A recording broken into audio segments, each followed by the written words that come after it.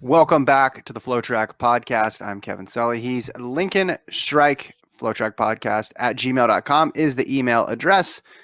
We are on Apple Podcasts, Spotify, Stitcher, and FloTrack.org/FloTrack podcast. Lincoln, we got some news to talk about in the running world.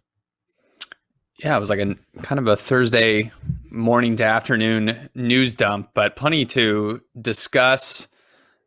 Some very, I don't know if you want to, random news out of Kenya with Rudisha.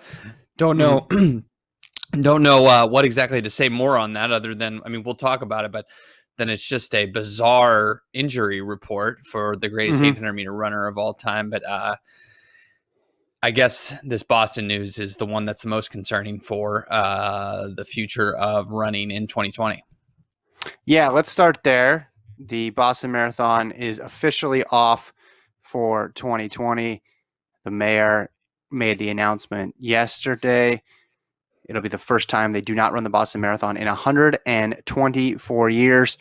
And this is the second wave of cancellations, I guess, if we want to call it that, right? This is the first major event that's already been pushed back and it has now been pushed back further. Of course, it was originally supposed to be run on April 20th, and the new date was September 14th.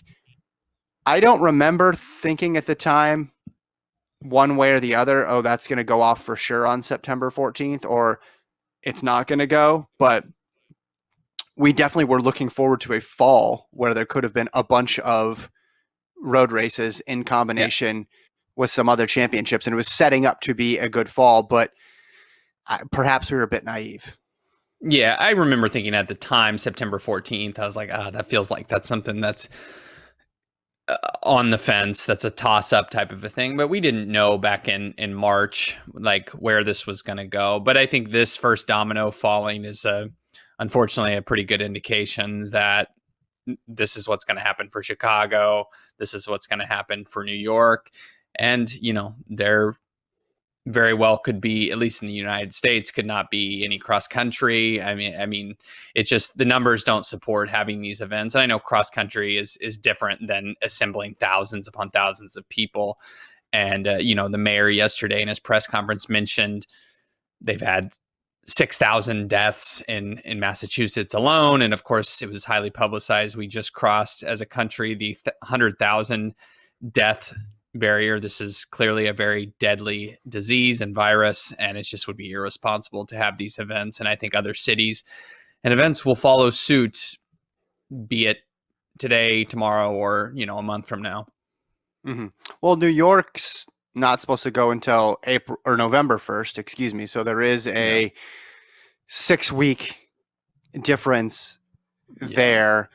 Berlin has already said they're not able to do it because of restrictions in the city on large events.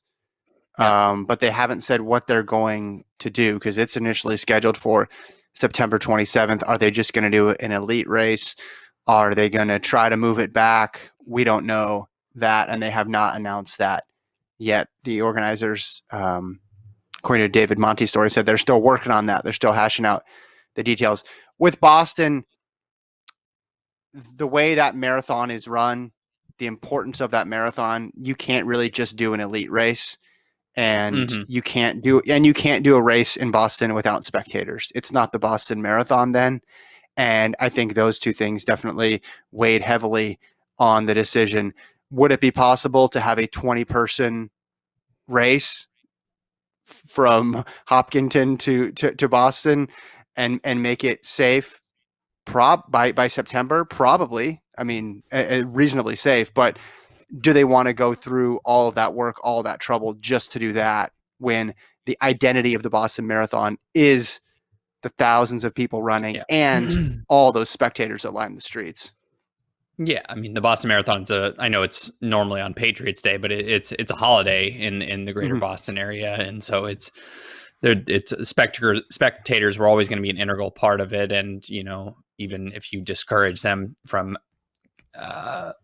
organizing the day of the Boston Marathon, I think it's still probably going to happen in some sense. So But I do think overall this isn't just going to be unique to Boston. I mean, I think Chicago will go the exact same way. And, I am skeptical of any sports. I know we keep hearing about it in other areas, but these concepts of anything, and I don't know if the interested parties are going to be able to strike the right balance. Of course, the difference between the Boston Marathon and the NBA regular and postseason is quite different, but it's hard to satisfy everyone whilst ensuring the safety of the people who are going to be who are at risk. It's just is a really hard balance to strike, and I think we're finding this is not worth the risk, as weird as it is and as strange as we are used to these things being the relief of hard times, these Boston marathons and sporting events. But unfortunately, this is an unprecedented situation, and it's just not worth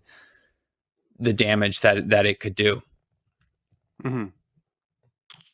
When I put those different types of running events into 4 categories: international track, domestic track, NCAA competition, and road races, I was torn between, okay, what's more likely, NCAA competition or road races? And I think now it's clear that road races will be the last one to come back because of the dynamics of the crowd. With NCAA sports, it's difficult because you also have to bring students back on campus, and that's in essence inviting a large crowd. But we've seen universities announce that they're bringing sports teams back in the beginning of June, and there'll be classes on site, and they're adjusting their schedules accordingly. A lot of them are canceling fall break and ending the semester on Thanksgiving. But it's clear now that the mass races will be the last ones to come back. So I don't think this necessarily means we won't see any track at all in 2020. I just think the idea of a mass race is going to be farther off than possibly people anticipated. And look, if we get it in April 2021 safely, that'll be terrific. That'll be awesome. Right? Yeah. Under far different circumstances, a New York City marathon was canceled, was called off. Mm-hmm. And it came back. It came back the next year better than ever. And I think everybody realizes in retrospect that that was the right call. And that'll be the case here as well, too. I just hope we're able to do it in 21 safely and on time. That'd be great. Yeah, we just don't know the core. I mean, people who have been optimistic, aka our other host, Gordon, thinks that this is going to turn the corner at any moment. And we don't know if by April. I mean, we know that the vaccine very likely did not be ready to go by April of 2021. So decent chance it doesn't happen then either. I know that's not what people want to hear, but these mass races, as you mentioned, pose a logistical nightmare in a circumstance like we have here with this pandemic. And so it's going to take a big burden of safety is going to have to be met before these can happen. And we'll hope for 2021, but we know that there's some people that say we're in this for the long haul, that this could be for a couple of years, of which we're hunting for a vaccine and just trying to socially distance, keep things down. And that's socially distancing is the opposite of what a mass race asks for and is. So who knows? But I don't think we're going to see anything. It's not like just because Chicago's a month later, we're going to get Chicago. No, that's not going to happen. Maybe they get an elite race, but these events make money off of the mass fields. Like, it may not be worth it for them to just have an elite race. Like, so we'll see. That's the big question, right? That's the idea here is, are you really going to shut down all these city streets to put on a race for 20 to 40 people when where the money is made is with the 30,000 people that are behind them? That's where the money is. That's why the sponsors line up to do it. Are you going to be able to have an expo where thousands and thousands of people come in? No. Are you going to be able to, in good faith, have volunteers come and hand out cups of water, hand out goo along the side of the course?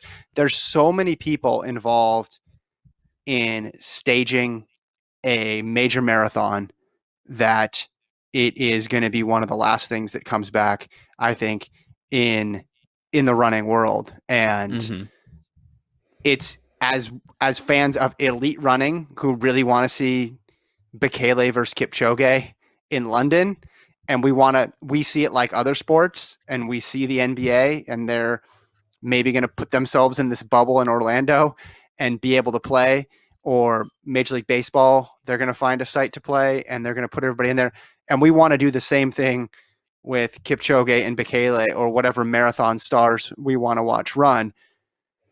But it's difficult because our sport isn't structured that way. It needs those other people in order to put on the event. If this was track, it would be different. But marathon, it's part of what makes it great, but it's also what makes it so difficult is that it's not just about a few people.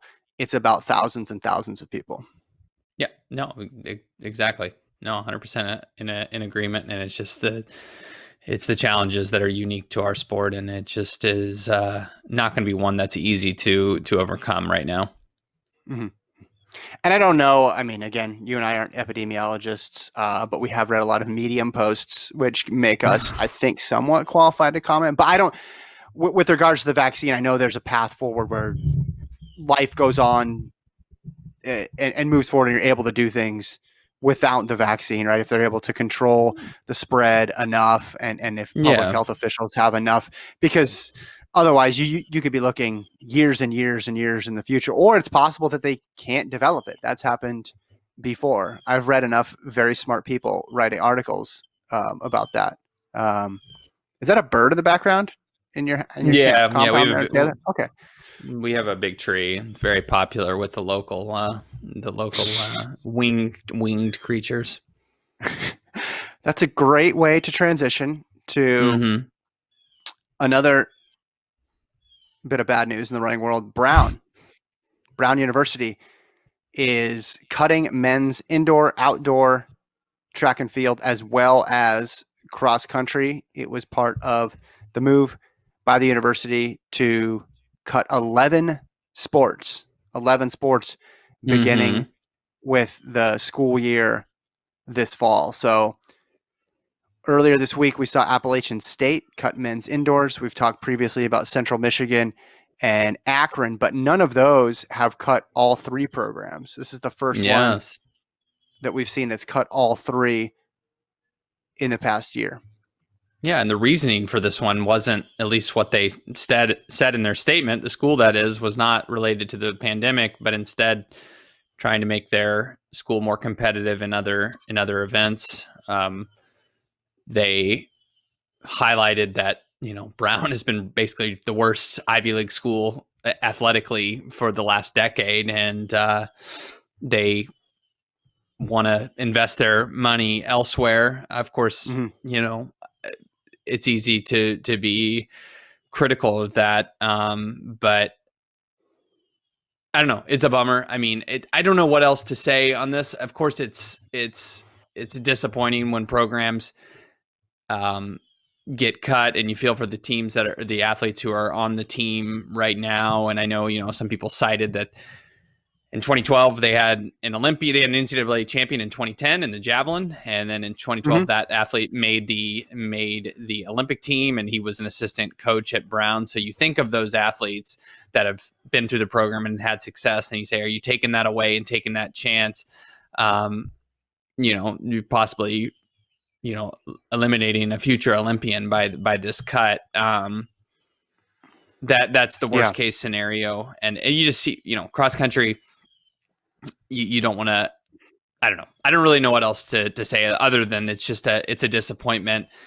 And these seem to be piling on right now. And if that is not what you want, but I think with Gordon's article last week, it does. I mean, participation and the teams that sponsor cross country is still high. You hope teams don't just start dumping programs left and right. I mean, that momentum is certainly there, but I don't know. I guess I'm a little more confident that this isn't just going to be just a wildfire across the country of teams dumping men's track and field and or cross country.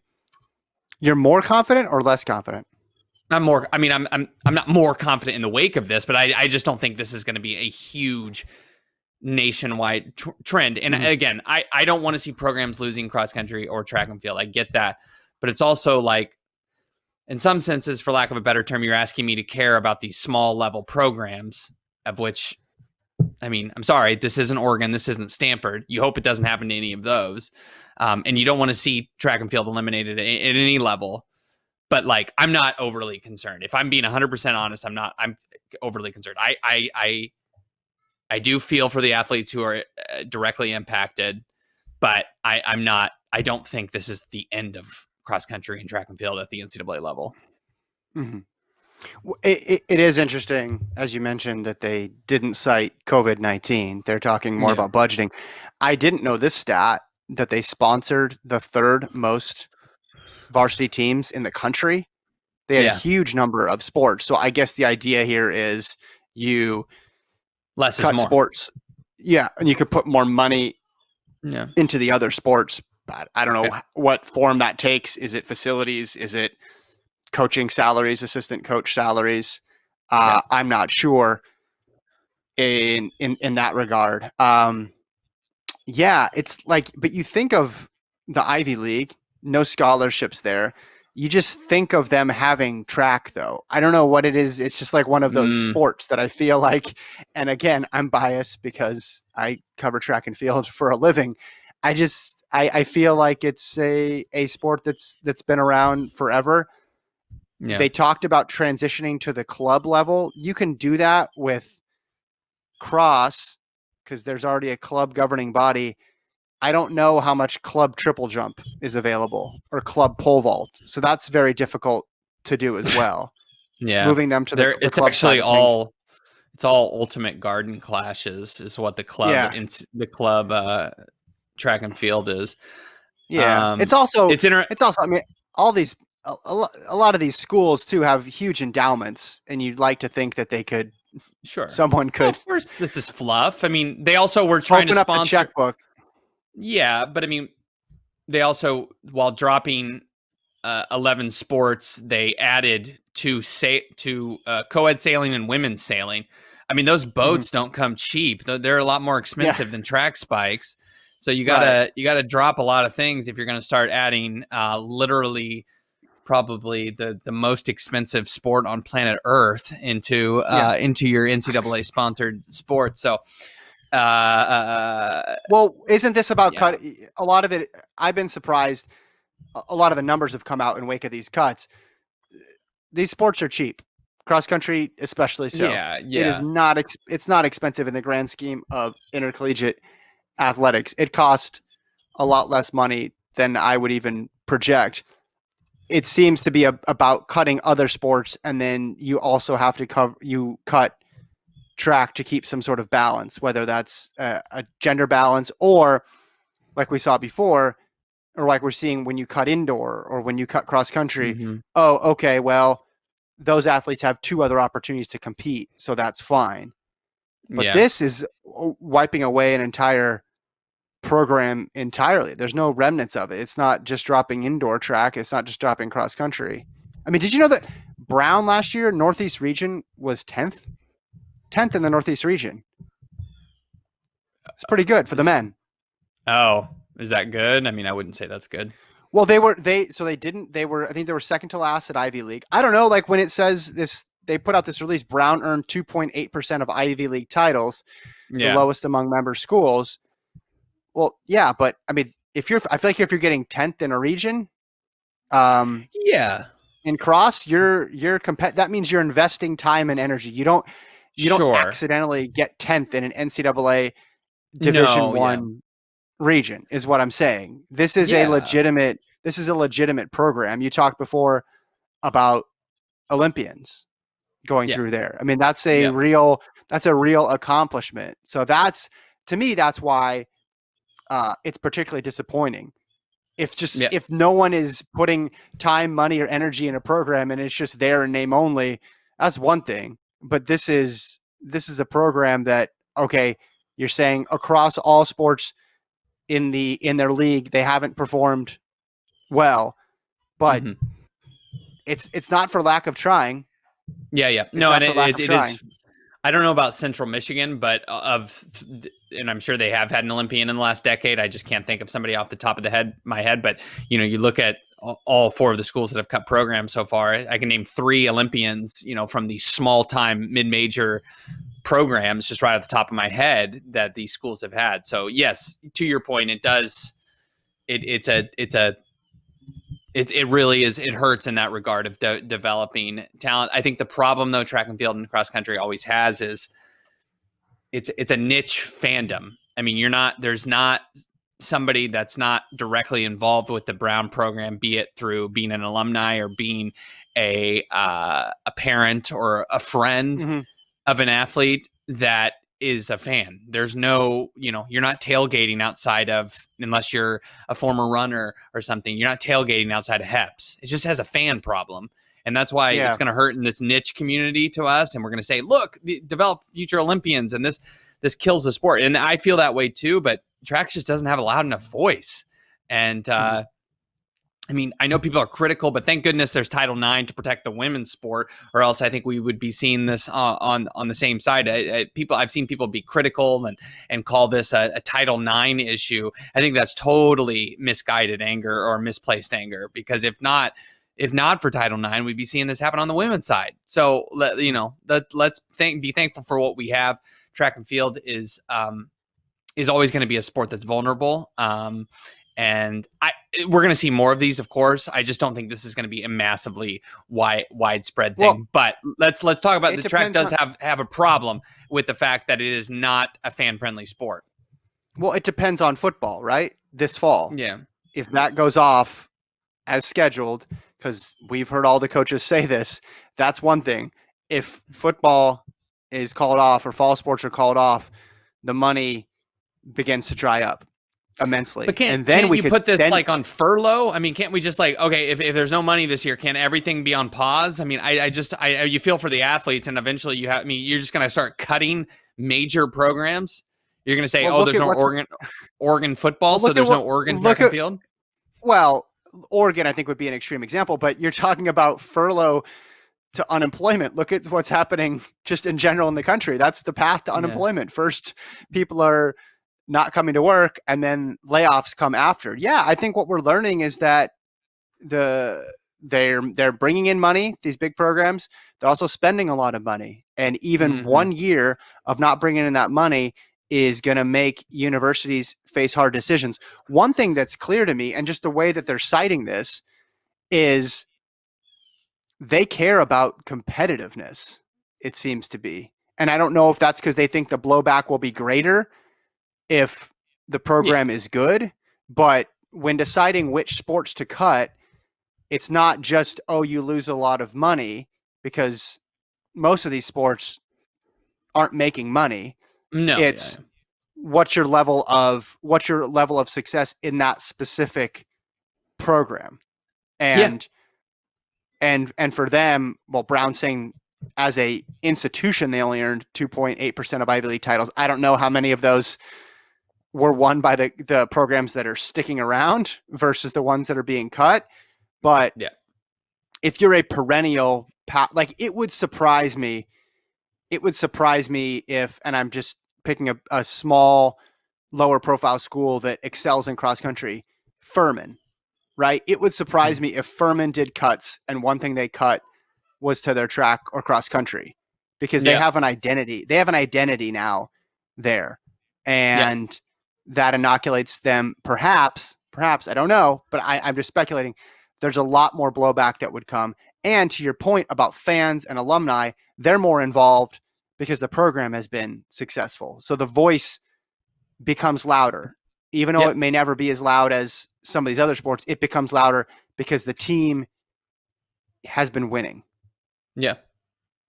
Oh, yeah, absolutely. And that's why it does seem, at a concerning level, it's like that we are climbing up the ladder a little bit. Now we're out of, we're into the Ivy League. And so I guess it could hit major conferences soon, but we shall see. But I do think the competitiveness thing is unfortunately a fair argument, though, when you haven't Yeah. had a good program, it becomes a lot easier to say goodbye. I grew up in a state, Nevada, that had one, well, at the time, it had none actually, men's running programs because UNLV didn't have a men's program and Nevada Reno at the time did not have a men's running program. And a lot of the Mm-hmm. coaches attributed the high school successes and shortcomings to the fact that, hey, these kids don't have motivation to keep going because there's no in-state Yeah. track and cross country, right? Right. Mm-hmm. I mean, you went to Missouri, or you're from Missouri, a state that's rich Mm-hmm. in post high school running opportunities. So you probably can't relate to that. But um, The home of Matt for some of these Tegenkamp and Courtney states, Frerick. well, for some of these states, and now Nevada, Reno now does have cross country. They don't have track still, but when I was there, they didn't. Mm-hmm. And it was a big deal. It was like, okay, do you want to run in college? Okay, if you're a male, okay, go to California where you're going to pay a gajillion dollars in out of state tuition. A Yeah. lot of people went to Southern Utah University, and this was pre Cam Levins, so it wasn't as big of a deal of a place. Yeah. Or you're just out there in the wilderness trying to find some place to run after Yeah. high school. And Yeah. that's a So that's a good point. That's a good point there.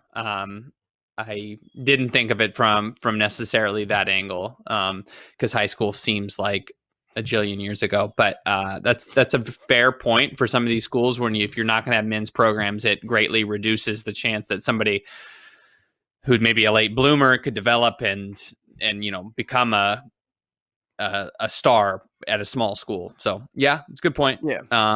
Well, just in those states too that have, they're not hugely populous states and they have a couple institutions. Mhm. Whatever those institutions are doing, whatever those colleges are doing, is important for the rest of the state, right? Because Yeah. kids in those high schools, they follow the college success. They follow the basketball team, they follow the football team. So Mhm. if they have cross country and track, it gives more credence, it gives more credibility to that sport. You don't want to be like, hey, I know you live in Nevada, but Oklahoma State has a really good cross country program. It's like that might as well be on the other side of the world. Now, this Mhm. is not the same. If you live in Southern California or you live in the Northeast where there's a million programs and there's a ton of D2s and D3s in the Great Lakes regions, that's a little bit different. But in these states where they don't really have a ton of colleges in general, I think it does have an impact on the Mhm. high school scene. Again, just one of the many impacts here. But yeah, we'll Perhaps see. though, I by guess eliminating track and field, the next great sailor is yes, ready to test out their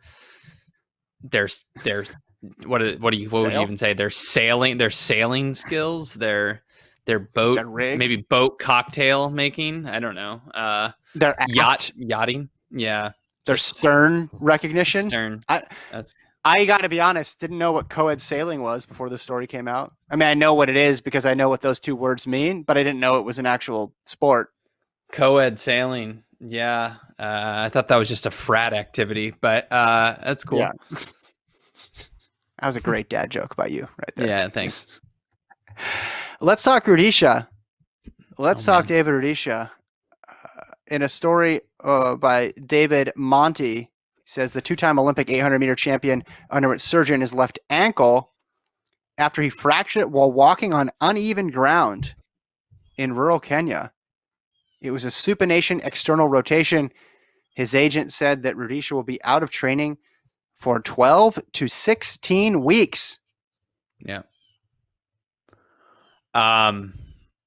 Yeah. This hurts obviously for any supposed comeback there was. I don't want to make fun of somebody because I'm old now too.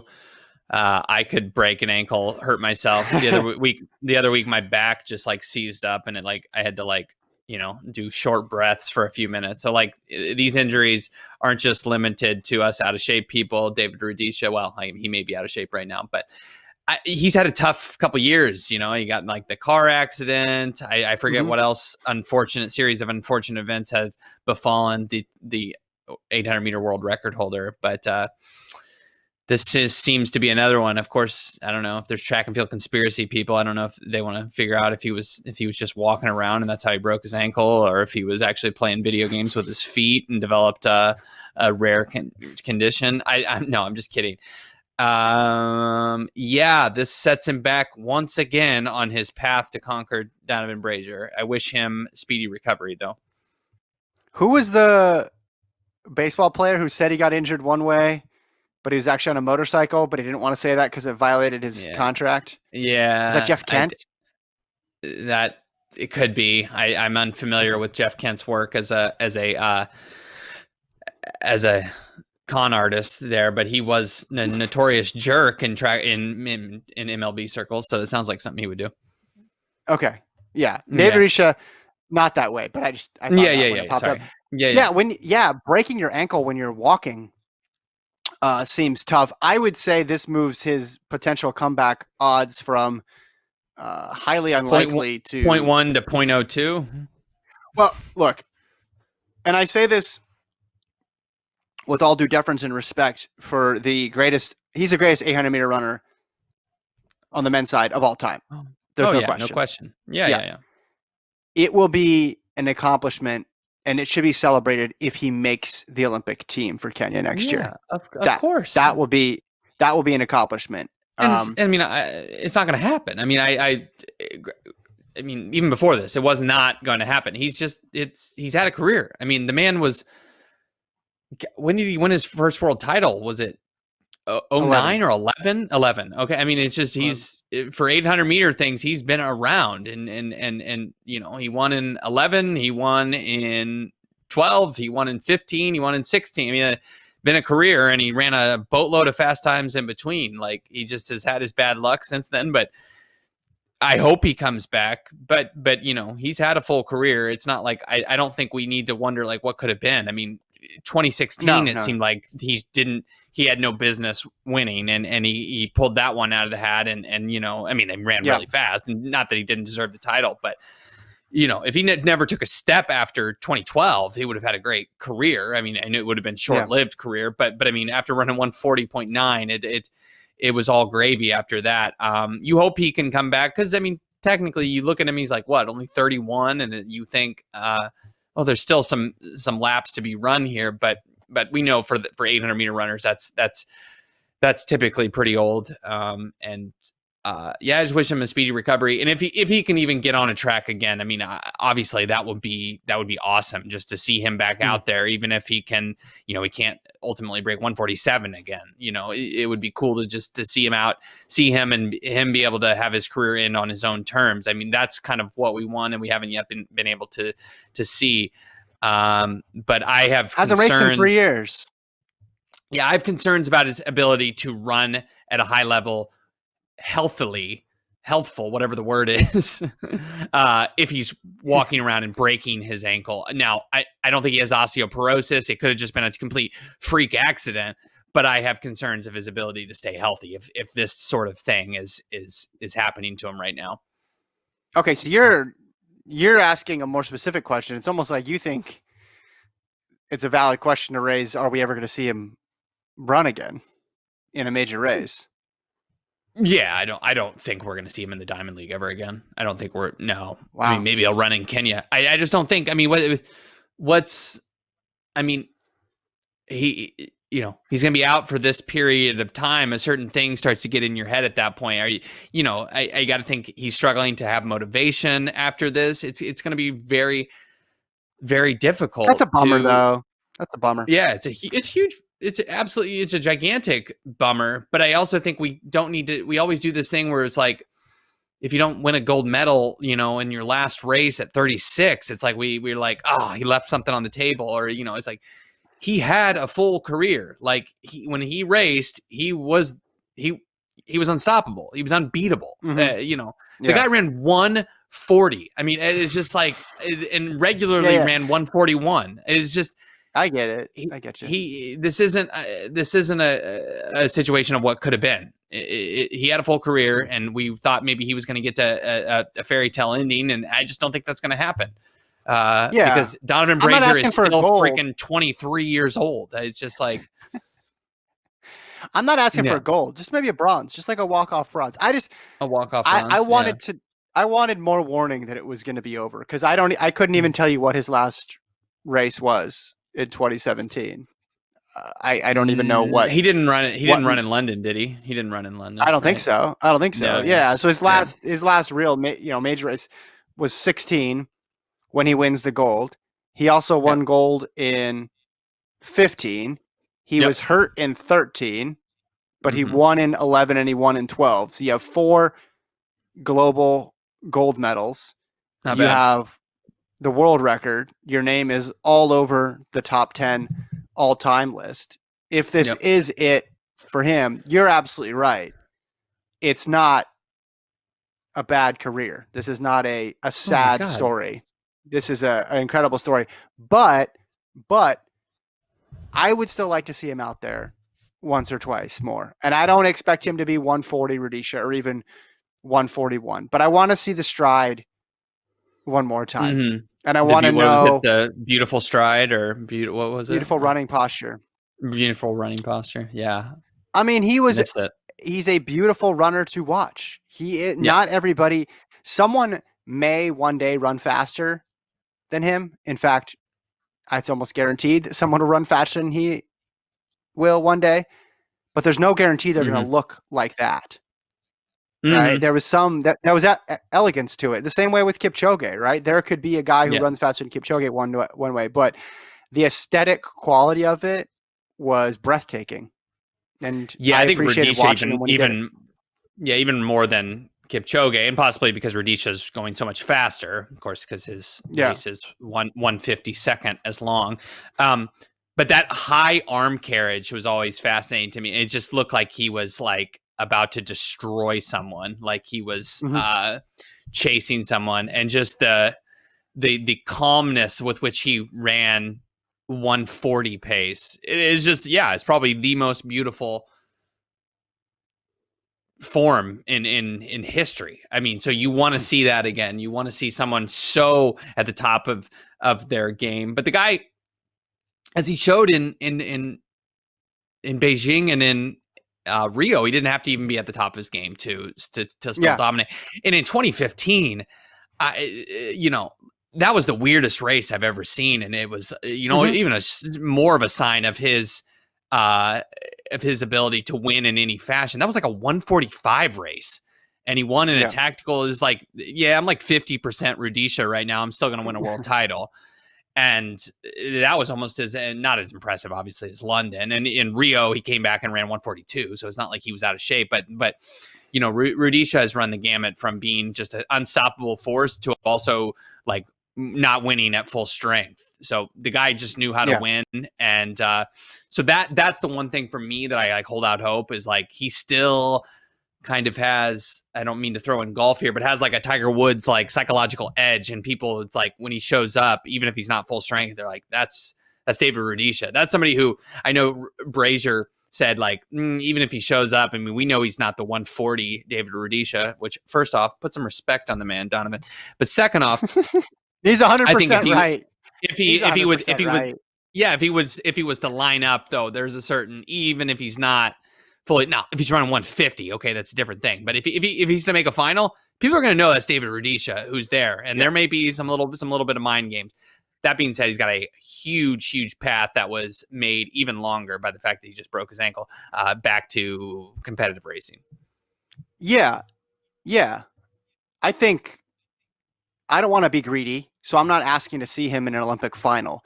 I just want to see Mm-hmm. him even in any major race in 2021 and to enjoy watching him run 2 laps again. He runs the way we all think we run. When we envision Mm-hmm. ourselves in our mind running, we all think we run as beautifully as David Rudisha. And then we happen to run past a mirror or some sort of glass wall where there's a reflection, and we look over and we sneak a peek and we realize we do not resemble the man at all. But in our mind, and when we go to sleep at Yeah. night and we dream and we picture ourselves running, that's who we look like. We look like David Yep. Rudisha.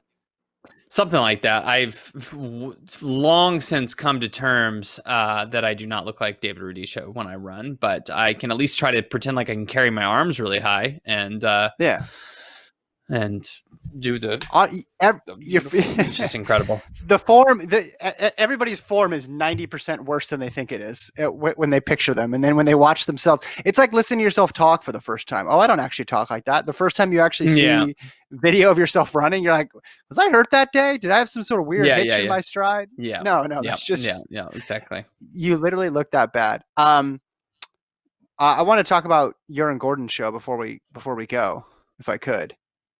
Um, Okay. one Oh, specific geez. one specific part. One specific part stuck out to me when he was gonna put Versbeekis below, like last, basically, and you Oh my God. on your top milers, your top sub 4 milers of Oh, all time, and you blew a gasket.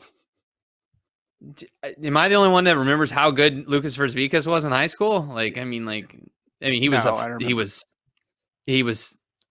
he's a legend in high school. I mean, he's way more than what Grant Fisher or Drew Hunter was. Now, it's unfortunate that his career basically ended right after high school, but he was leaps and bounds more dominant than those guys were. And just because he barely crept under 4 and his career went down, that I just Lucas Verzbikas is a top 3 high school athlete. I think. I mean, he was so phenomenal. He ran 8:29. Yeah, yeah, yeah. No, I think that's been kind of forgotten because he did nothing in college and flamed out at Oregon, and that one still That's hurts for better me. than Yeah, that's yeah. better What's up? than 3:59, right? 8:29 is better than 3:59 from where I Yeah, sit. I absolutely, I think that as well. Yeah, Back to back it's 4:15s. Are you kidding me? yeah, yeah, and well, he did it in the pro race at the pre-classic, so he also had to like contend with other people running way faster, and I know that's like, oh, you get pulled along, but it's not. It's easier said than done. It's not like that was Yeah. a perfectly paced race for him to run below 8:30. He had to contend with people running 8:0 pace. So Yeah. he was phenomenal, and it was a huge disappointment that he didn't do anything at Oregon. Yeah. Well, and then he got hurt, had that terrible Mm-hmm. accident. But Yeah. it's you guys were putting a lot of weight on what a lot of these guys did when they were freshmen, sophomores, and juniors at Oregon, which, yes, that's succeeding in college, but it's also relevant if you're really good your junior year of high school too. That's part of it. There's only a few Mm-hmm. years separating that. It's Yeah. not like a lot of these guys, oh yeah, and then when they were 30, they Mm-hmm. they set this record or did this thing. I mean, just because he did it when he was 17 versus him doing it when it was 20, that's still pretty young. And Yeah. a lot of those guys have moved the ball forward a little bit in in college. Grant Fisher moved it forward quite a bit because he won an NCAA Mm-hmm. title and was in the mix for so many of them. But some of those other guys barely inched it forward at all. So I'm with you. I would still give weight to what Verzbikas did in high school because just because high school is in front of it doesn't make it certainly doesn't make the time go away. I mean, No, 8:29. no, no, no. Yeah. Yeah.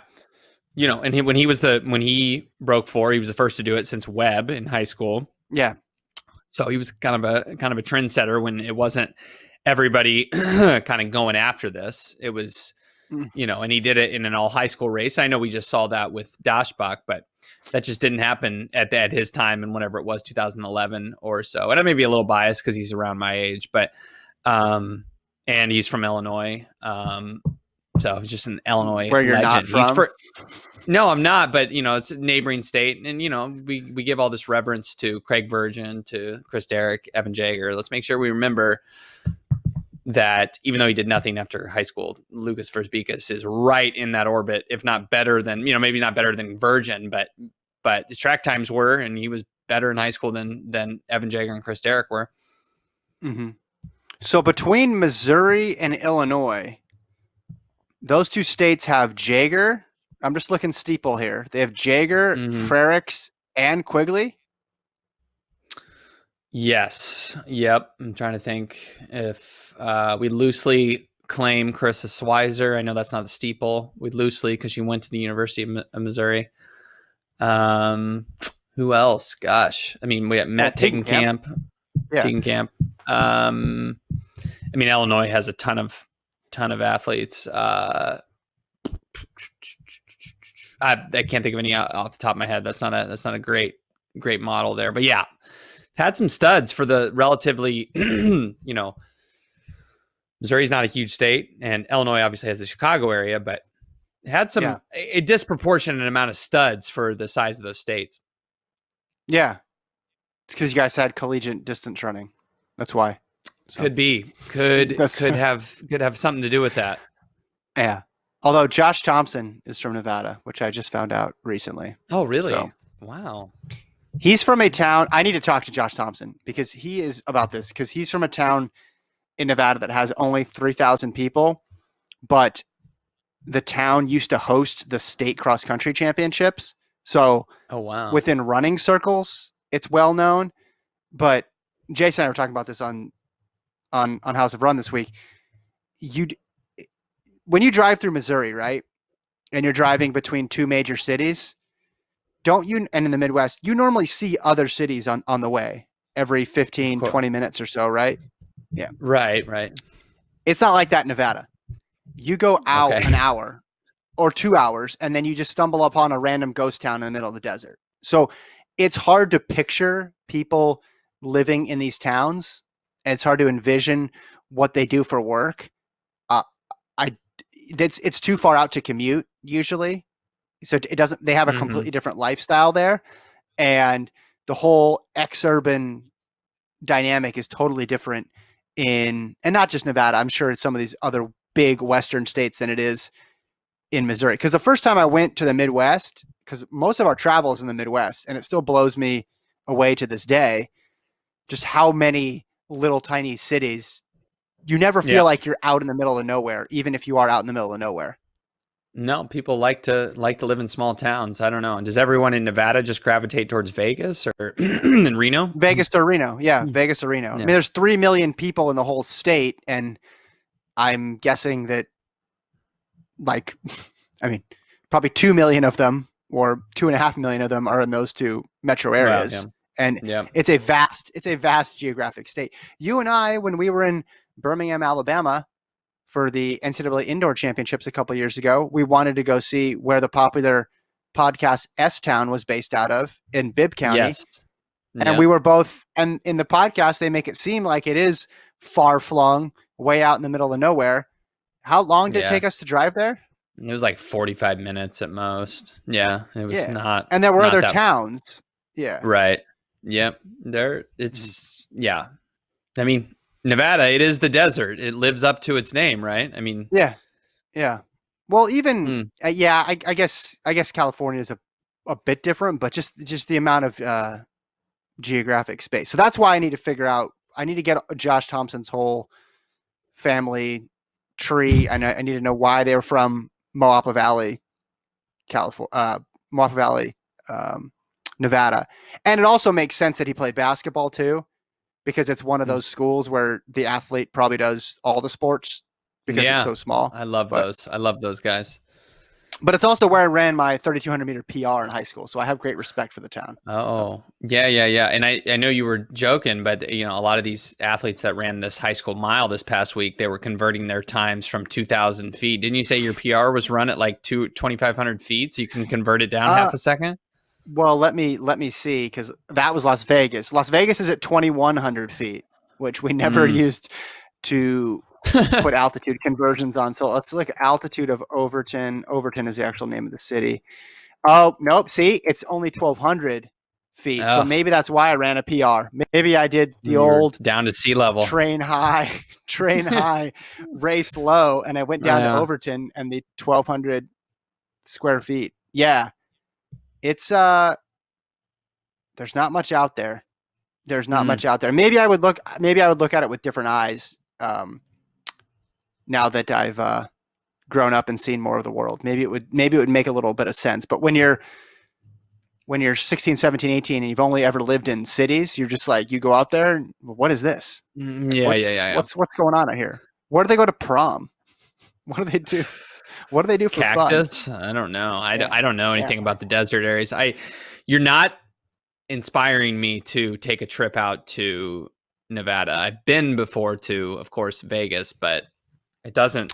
And even that was, I mean, that was less Yeah. than. I'm sure I haven't hit all the cool spots, but I was just kind of unimpressed. But yeah, my Nevada is not really a bucket list. The small No. cities of Nevada is not on my travel guide right now.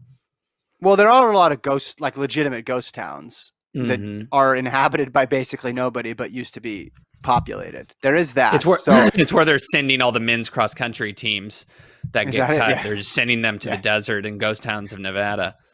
Yeah.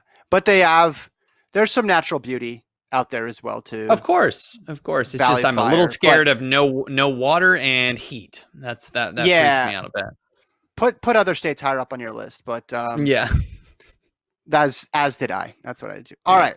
Well, now Mm. that we've covered that topic, I think we can officially call it a week on the FloTrack podcast. You can email the show, FloTrackPodcast at gmail.com. Thank you to Alon for producing. Thank you to Lincoln, and we will be back with you guys next week. Bye.